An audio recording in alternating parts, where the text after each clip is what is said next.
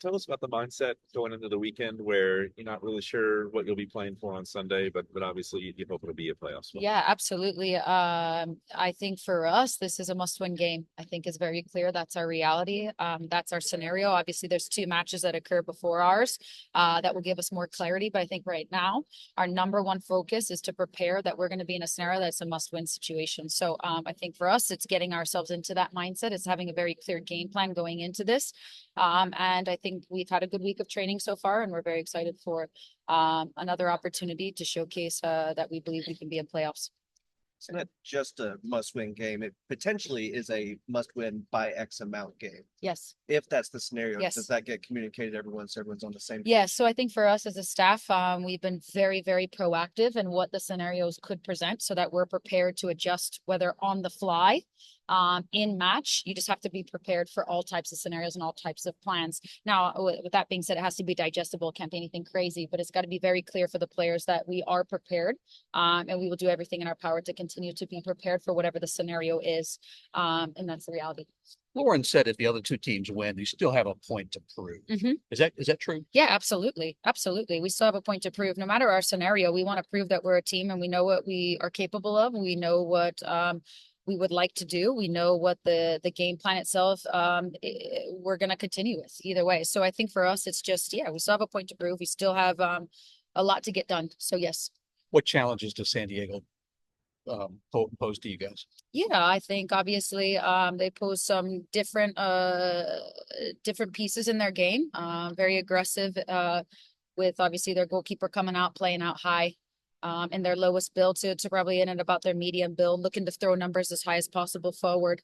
Yeah, looking to create as many opportunities as they can higher up the pitch from wider areas. So I think for us, it's obviously where we believe our opportunities are for a group, what we believe our opportunities are as a group, and how we can continue to impose ourselves on the match.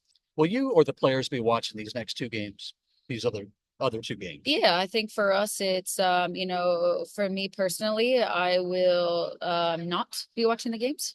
I will sit and not keep my eyes on those and focus exactly on what this team needs, which is me to be in the best headspace possible to accomplish what we need on the day. Obviously, I will see the results, but for me, it's not something that I'm going to sit and watch through. It's something that I'm going to be prepared for either way. Is that the message you're sending to the players as well? No, my message to them is if they would like to watch, they can watch. But that's my stance on it, is I will not be watching. I will be prepping for the game and be prepared for all scenarios possible. Emma went a full 90 the other night for the national team. How does that affect Sorry, so sorry. her The recovery players or like play you. time on Sunday? Yeah, no, I think for us, obviously incredibly proud for her. All those players that left during the international break. We obviously got to see Emma representing the U.S. national team for her first time.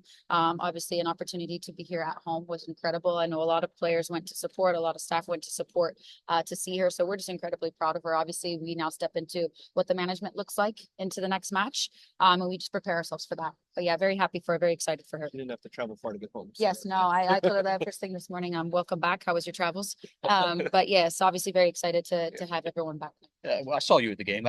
Yes. What did you think of the whole scene? Yeah, I thought it was amazing. I thought the city showed up. I thought there was a lot of energy in the stadium, a lot of support. I mean, I had a hard time finding a parking spot. So to see that much support and that many people here in the city to support not only the U.S. women's national team in the match itself against Argentina, but to support women's soccer and women's sports is incredible. So yeah, I thought the vibes were great. I saw the wave going on at the stadium, which is always a fun thing. And the energy was fantastic. So very good. Two questions for Zoom for Jackie Gutierrez. First one, in your first full year as head coach, what are you most proud of when you look at this group and how far they've come? Yeah, I think that's exactly, I think the question has answered itself, how far they've come. I think every opportunity this year, you can look back in the past and say, we could have done this, we should have done that, we could have done this, we should have done that. But in reality, we've got a lot of lessons that have made us better. You can't go back and fix the past. What you can do is help it to propel you forward. And I think we've done a fantastic job in that space. And I think we will continue to push ourselves forward. So that's the biggest thing that I'm most proud of. Second question, as a former player now leading a team, what has your experience in the NWSL helped as a player helped you most to lead this team during a crucial time with playoffs on the line? Yeah, I think it's the relatability of having sat in that seat at one point. So what's too much information? What's not enough information? Finding the best balance possible for the group and all their different learnings and abilities. So I think for me, it's just having that relatability of what this quote unquote pressure could feel like, what the quote unquote position that we're in could feel like. And it's using that to the best of my ability to coach these players through it.